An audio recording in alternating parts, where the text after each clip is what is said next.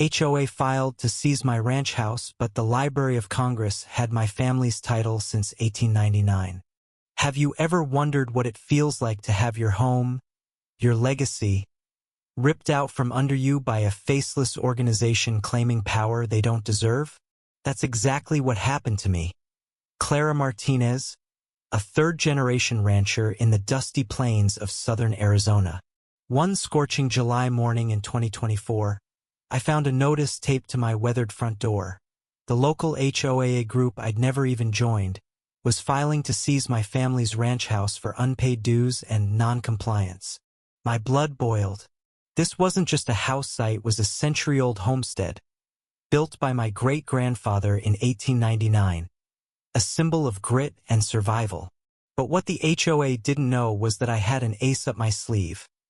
A title deed archived in the Library of Congress, proving my family's ownership long before their petty bylaws ever existed. The trouble started when a new HOA board, led by Karen, a self-proclaimed community visionary, with a penchant for power, swept into our rural neighborhood. Karen, with her pristine white SUV and clipboard always in hand, had moved from the city and decided our sleepy ranching community needed modernizing.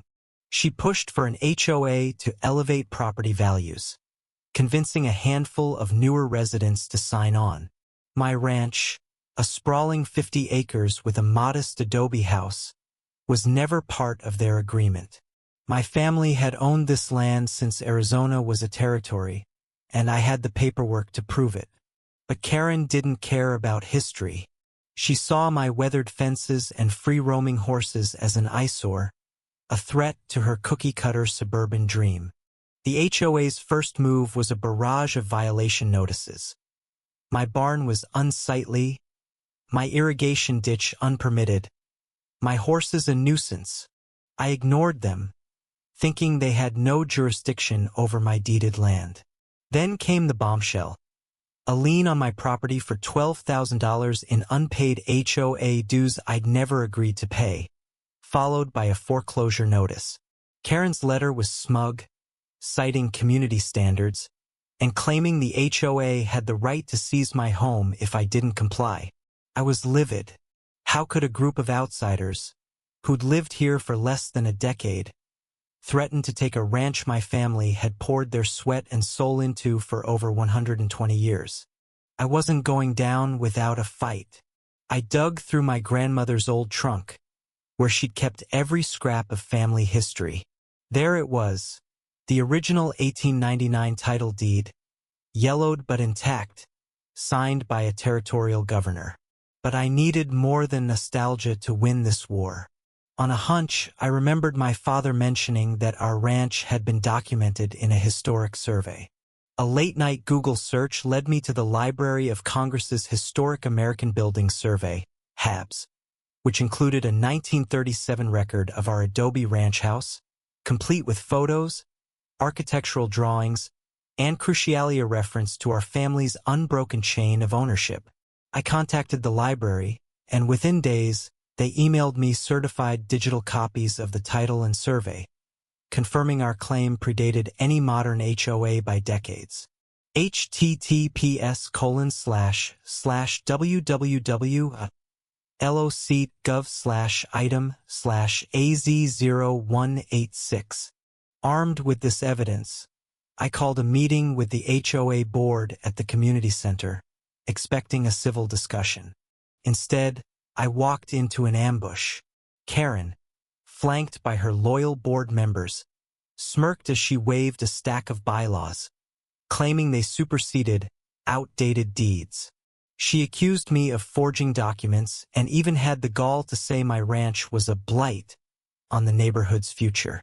The room was tense, with neighbors split. Some newer residents nodded along with Karen, while old-timers like Mr. Delgado, a retired cowboy who'd known my family for years, glared at her in disgust. Then came the twist I didn't see coming. Mid-meeting, a stranger stood up, a wiry man in his 60s named Tom Hargrove, who'd just moved to town.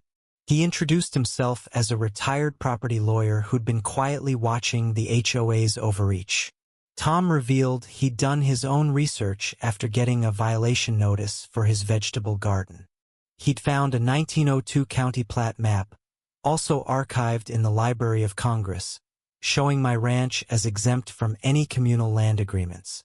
Better yet, he uncovered a state law that protected historic properties like mine from modern HOA jurisdiction. The crowd gasped. Karen's face turned beet red, but she doubled down, insisting the HOA's authority was ironclad. https://guides locgov/house-history/using-the-library. The showdown came at a county court hearing in September 2024. I presented my evidence. The 1899 title, the Habs survey, Tom's plat map, and affidavits from neighbors like Mr. Delgado, who testified to my family's long-standing ownership. Karen, representing the HOA, brought a slick lawyer who tried to argue that my failure to pay dues constituted a breach of implied consent to the HOA's rules. The judge, a no-nonsense woman with deep Arizona roots, wasn't having it. She pored over my documents, then fixed Karen with a steely gaze. "Ms. Whitaker," she said, "your HOA's bylaws don't trump a territorial deed backed by the Library of Congress. This ranch predates your organization by a century. You have no claim here." The courtroom erupted in murmurs. Karen stammered, her lawyer scrambling to salvage their case, but the judge shut them down.